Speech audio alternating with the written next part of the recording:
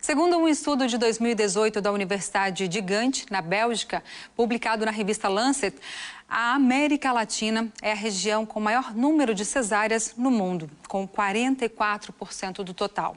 Felizmente, o número deste tipo de cirurgia vem caindo nos últimos anos, nos últimos 5 anos, principalmente dentro da saúde suplementar brasileira.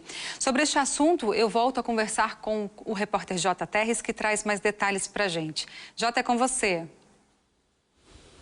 Obrigado, Darcy. Para a gente esclarecer todas essas questões, eu convidei o Dr. Jorge de Souza Guimarães, ele é médico obstetra. Doutor, essa queda no número de cesáreas está ligada a quais fatores? Boa noite. Boa noite, boa noite.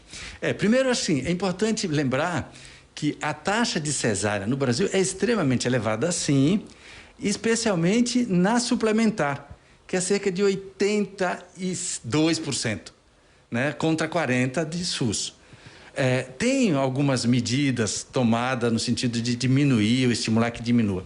Mas, de fato, temos que comemorar uma queda, sim, mas não achar que o trabalho está concluído, não, viu? Mas é com otimismo que eu vejo isso, sem dúvida. Perfeito.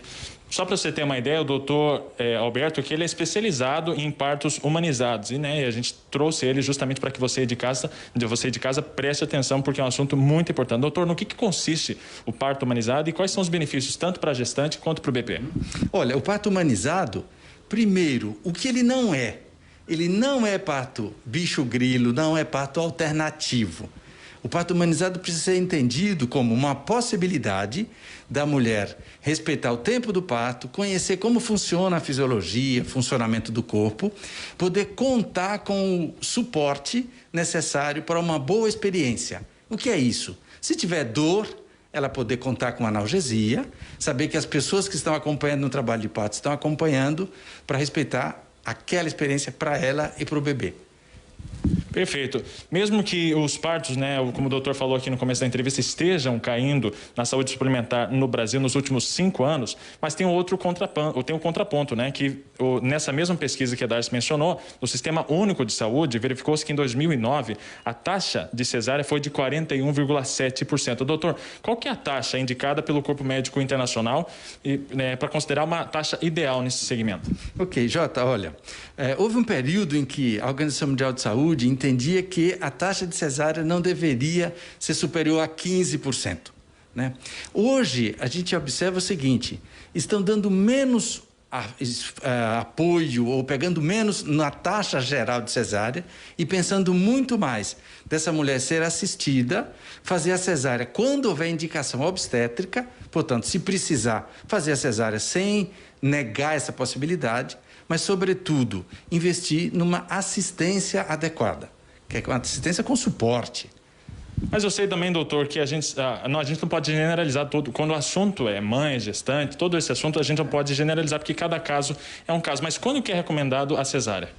Existem algumas situações de indicação ditas absolutas de cesárea. Por exemplo, se a placenta, na gestação, a placenta ela ficar colada, ficar inserida na região do colo do útero, que é a região que tem que dilatar para a passagem do bebê. Então, essa é uma indicação de uma cesárea, uma indicação absoluta, num caso dito de placenta prévia centro total, por exemplo.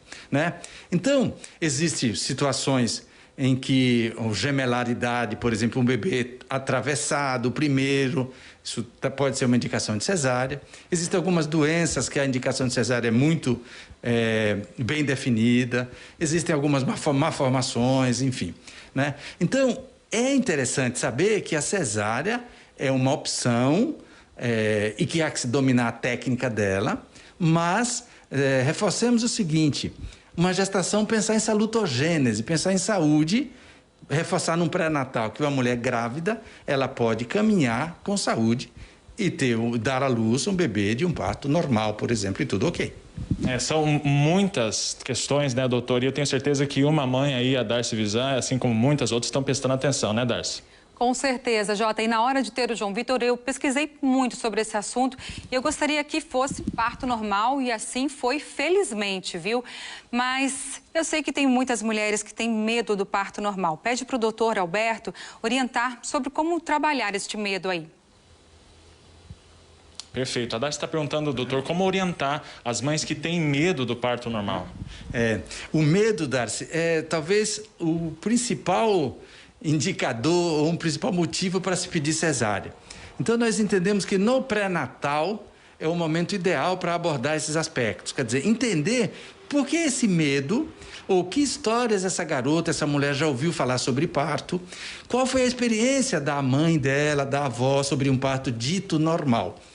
No fundo, se ela tiver, se for esclarecida, se for mostrada para ela que um parto normal, um parto assistido, é um parto que pode ser até dolorido, mas não é para ser sofrido. Então, quando no pré-natal você aborda esses aspectos, entende o que essa mulher traz de conteúdo sobre o que é parto, o que seja parto, e trabalhando isso com a equipe multiprofissional, ter nutricionista, fisioterapeuta, né, ter a doula, enfermeira, enfim.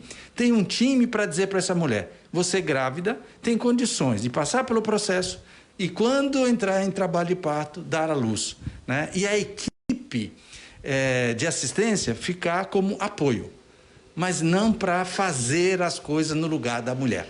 Acho que esse é o grande desafio.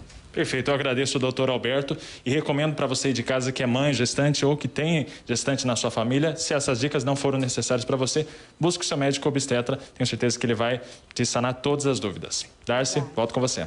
Obrigada, Jota. Bom, e vamos ao nosso